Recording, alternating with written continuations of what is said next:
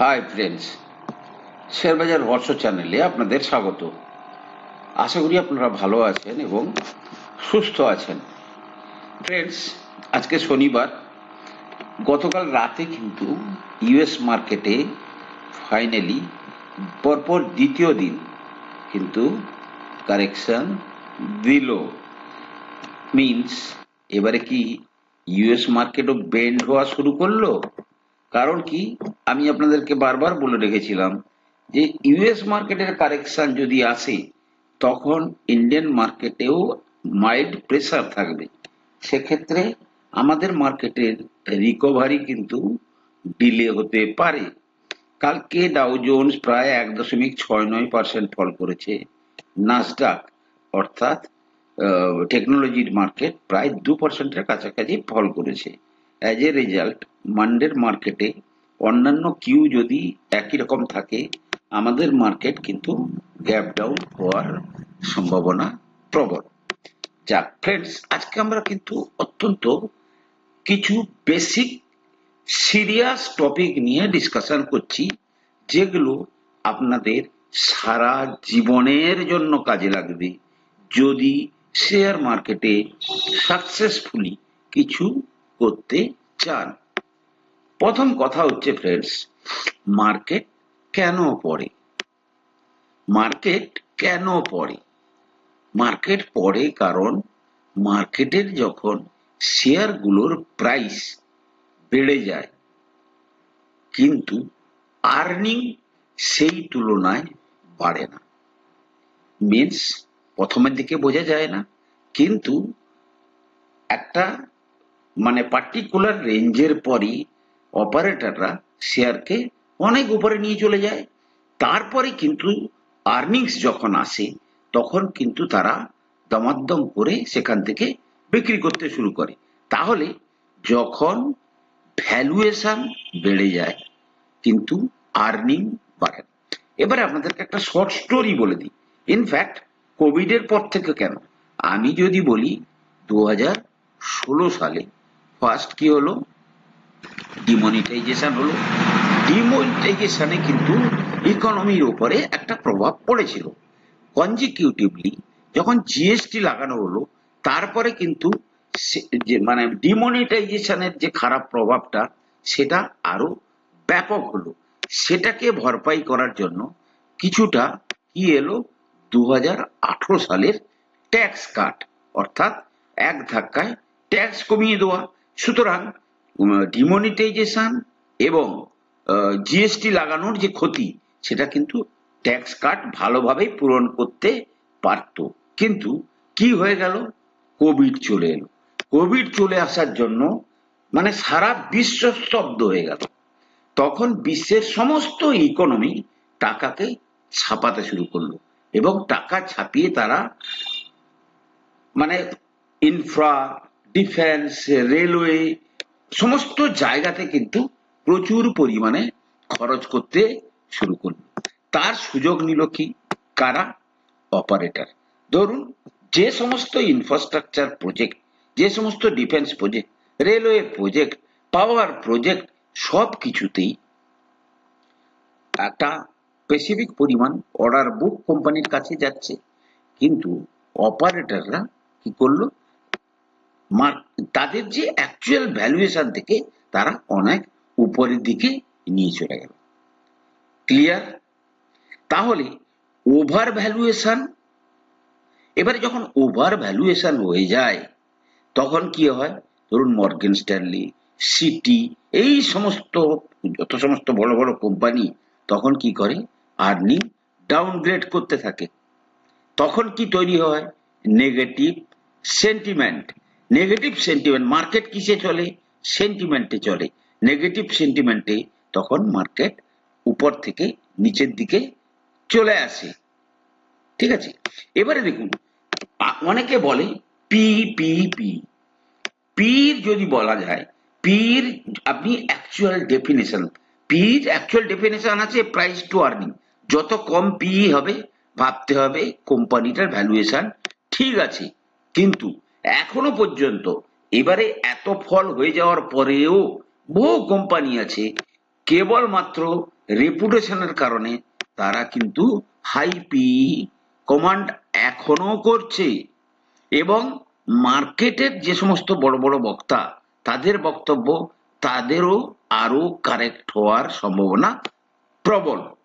ঠিক আছে, এবারে এবারে নাও হোয়াট নেক্সট, এবারে কি হতে পারে? তাহলে বর্তমান কন্ডিশন থেকে যদি মার্কেটকে ইমপ্রুভ করতে হয় তাহলে আর্নিংকে বাড়াতে হবে। আর্নিং কিভাবে বাড়বে না বাড়বে সেটা নিয়ে আপনাদের আগে বলেছি, গভর্নমেন্ট বিভিন্ন স্টেপ নিচ্ছে। প্রথম কথা হচ্ছে আমাদের জানুয়ারি ফেব্রুয়ারি মার্চের যে রেজাল্ট, এটা হচ্ছে Q4 24-এর রেজাল্ট আসবে কবে থেকে? এপ্রিল মাস থেকে।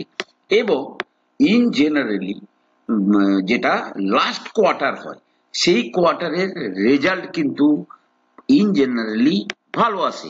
তাহলে Q4-এর রেজাল্ট এপ্রিল থেকে আসা শুরু করবে। দ্বিতীয়ত Q4-এর উপরে কিন্তু সরকার যে সমস্ত স্টেপ গুলো নিয়েছে, যেমন ধরুন tax cut in the sense যে ধরুন এই যে 12 লাখ টাকার উপরে, সেগুলো কিন্তু এপ্রিল থেকে শুরু হবে। প্লাস ইন্টারেস্ট রেট কাট, এই সমস্ত যে সমস্ত জিনিস শুরু করেছে তার প্রভাব কিন্তু মানে কবে আসতে থাকবে না Q1 2025-এ আসতে শুরু করবে। তাহলে এখন সবাই অপেক্ষা করে আছে যে Q4 2024 এবং Q1 2025-এর আর্নিংটা কেমন হবে। ঠিক আছে, এবারে তাহলে বটম ফরমেশনটা কখন শুরু হবে না? বটম ফরমেশনটা শুরু হবে যখন আর্নিং ভিজিবিলিটি দেখা যাবে, অর্থাৎ আর্নিংটা বেটার হতে শুরু করবে। আর্নিং বেটার হতে শুরু করবে সম্ভাব্য কবে থেকে না? এপ্রিল কোয়ার্টার, মানে এপ্রিলে যে রেজাল্ট আসবে Q4 24-এ কিছুটা বেটার আসতে পারে, প্লাস Q1 2025 থেকে, এবং F2 ইনফ্লো যখন আবার আসতে শুরু করবে। এবারে F2-র সমস্যাটা কি? F2-র সমস্যা হচ্ছে আমাদের মার্কেটে তারা যখন পয়সা লাগাচ্ছে তাহলে পয়সা লাগানোর পরে তাদের প্রফিট হচ্ছে, প্রফিট মাইনাস কি করতে হয়? ট্যাক্স ফ্যাক্স দেওয়ার পরেও long term capital gain tax বা short term capital gain tax দিতে হয়। অর্থাৎ একটু কত চায়, ধরুন তারা 11% 12% সিএজিআর হারে রিটার্ন চায়, কিন্তু যখন তারা ধরুন 15% প্রফিটের উপর 15%, প্রফিটের উপর 20% যখন তাদেরকে দিয়ে দিতে হয়, ধরুন 10%-এর উপরে যদি আপনি 15% দিয়ে দেন তাহলে আপনার প্রফিট কত দাঁড়ালো? 8.5 টাকা। এবারে 8.5 টাকা থেকে যদি আবার ধরুন আপনি ডলার নিয়ে এসছেন, যখন আপনি সেখান থেকে টাকা পেয়েছেন কত? ধরুন 85 টাকা। এবারে আপনি সেই টাকা আবার আমেরিকাতে নিয়ে যেতে চাইছেন, তখন কিন্তু আপনাকে দিতে হচ্ছে কত? ধরুন 90 টাকা। মানে এই যে 5 টাকা এটাও তো আপনার লস। তো ফাইনালি কি হয়ে যাচ্ছে, তাদের যে রিটার্ন তখন কি চলে আসছে? একটু রিটার্ন 6 থেকে 7% রিটার্ন হচ্ছে। কিন্তু আজকে এত কষ্ট করে ওখান থেকে পয়সা এনে আমাদের এখানে পয়সা লাগিয়ে সে 6-7% লাগাতে যাবে কেন? তার চেয়ে সে ইউএসএর যে বন্ড, যেখানটাতে সিকিউরড রিটার্ন, সেখানে সে লাগাবে। তাহলে এবারে এফআইআই তাহলে কখন ফিরবে? তাহলে আমাদের যখন আইএনআর মানে রুপি যখন ডিপ্রিসিয়েশন হওয়া বন্ধ হবে, কার তুলনায়? ডলারের তুলনায়। তাহলে 88-র কাছ থেকে এখন 86 টাকা 50-এর কাছে আছে, এবং এটা যদি দীর্ঘদিন ধরে স্থায়ী হয় তাহলে কিন্তু F2 আবার ফেরার সম্ভাবনা প্রবল। অন্যদিকে ইউএস বন্ড ইল্ড যেটা বর্তমানে 4.8-এর কাছ থেকে এখন ধরুন প্রায় 4.4-এর কাছে চলে এসেছে, কিন্তু এই বন্ড ইল্ডটা যখন 2 থেকে 3%-এর কাছাকাছি আসবে তখন কিন্তু তারা আবার ইন্ডিয়ান মার্কেটে ফিরে আসবে। এবার বন্ড ইল্ড কখন ফল করবে? পয়েন্ট ইন ফিল কখন ফল করবে না, যখন federal reserve continuously interest rate কাট করবে এবং ইনফ্লেশনকে কন্ট্রোলে রাখবে। ইনফ্লেশনকে কন্ট্রোলে রেখে তারা যখন রেট কাট করবে তখন কিন্তু বন্ড রেট বন্ড ইল্ড তখন অটোমেটিক্যালি কম হতে শুরু করবে। কিন্তু ইউএস ফেড এই বছরে রেট কাট করার ব্যাপারে অত্যন্ত রিলাক্টেন্ট, কারণ তারা ডোনাল্ড ট্রাম্পের পলিসির জন্য তারা কিন্তু কি ভাবছে যে ইনফ্লেশন বাড়বে। এবার ইনফ্লেশন যদি বাড়ে অথচ তারা রেট কাট করে দেয়, তারা তাহলে এমন একটা পজিশনে পড়ে যাবে, তাতে কি হবে, তখন তারা কোনো রাস্তা খুঁজে পাবে না। তাহলে ইউএস বন্ড ইল্ড যখন 2-3% চলে আসবে এবং ইউএসএ তে যখন আরো বেশ কয়েকটা রেট কাট হবে তখন কিন্তু F2 অটোমেটিক্যালি ফিরে আসবে। নাও নেক্সট কোশ্চেন হচ্ছে ফ্রেন্ডস, দেখুন 2020-তে আমাদের দেশের টোটাল ডিম্যাট অ্যাকাউন্টের পরিমাণ ছিল মাত্র 4 কোটি। আজকে 2025-এ এসছে 18 কোটি, মিনস প্রায় 4.5 গুণের বেশি কিন্তু ডিম্যাট অ্যাকাউন্ট হয়েছে। এই যে নতুন ইনভেস্টার, এরা মার্কেটের ফল দেখেনি। এরা কি মার্কেটের ফল দেখেছে? দেখেনি। এইবারে কেউ 2022-এ ঢুকেছে, কেউ 2023-এ ঢুকেছে, কেউ 2024-এ ঢুকেছে। যে যত পরে ঢুকেছে সে তত বড় সমস্যার মধ্যে আছে আজকের এই ড্রাস্টিক্যালি 5 মাসের কন্টিনিউয়াস ফলের পরে, স্পেশালি মিড ক্যাপ এবং স্মল ক্যাপ শেয়ারগুলোতে। সুতরাং যদি if the earnings do not improve, যদি Q4 2024 এবং Q1 2025-এ আর্নিং এর ইমপ্রুভমেন্ট না হয় তাহলে কিন্তু F2 আসতে দেরি হবে। Then real test of retail investor will be seen. কে রিটেল ইনভেস্টার? আজকে এই যে ধরুন 14 কোটি নতুন ইনভেস্টার এসছে, যারা মার্কেটের সাইকেলের সম্বন্ধে তেমন ভাবে ওয়াকিবহল নয়, বা তারা বিভিন্ন ভিউতে এসছে, কেউ 1 বছরের ভিউতে, কেউ 3 মাসের ভিউতে, কেউ 6 মাসের ভিউতে এসে ফেসে বসে আছে। হ্যাঁ, তারা যদি লং টার্ম ভিউতে আসে হতে পারে 3 বছর লেগে যেতে পারে, 4 বছর লেগে যেতে পারে, আবার নাও লাগতে পারে। সুতরাং সেক্ষেত্রে কিন্তু সিচুয়েশন ভ্যারি করবে। সুতরাং এইরকম একটা পরিস্থিতিতে রিটেল ইনভেস্টারদের কিন্তু পরীক্ষা দেওয়া শুরু হবে।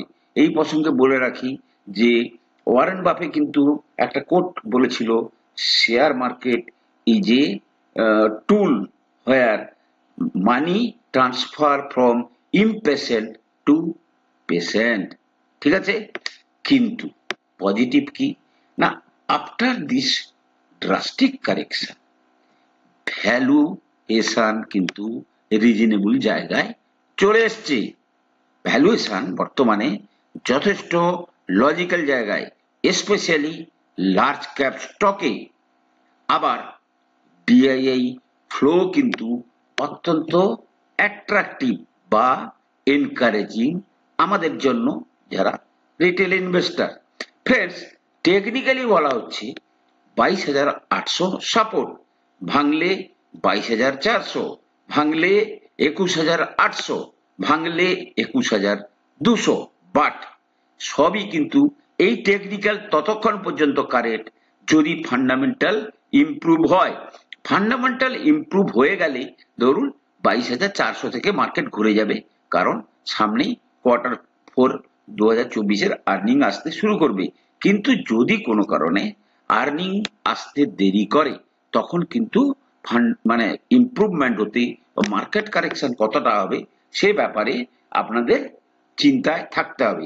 But as a long term investor, দেখুন মার্কেট আপনাকে যতটা পেন দিচ্ছে তার চেয়ে অনেক বেশি রিওয়ার্ড দেবে। যে কথাটা আজ পর্যন্ত আমরা আমাদের ভিডিওতে বলে এসেছি, long term investor, long term investor.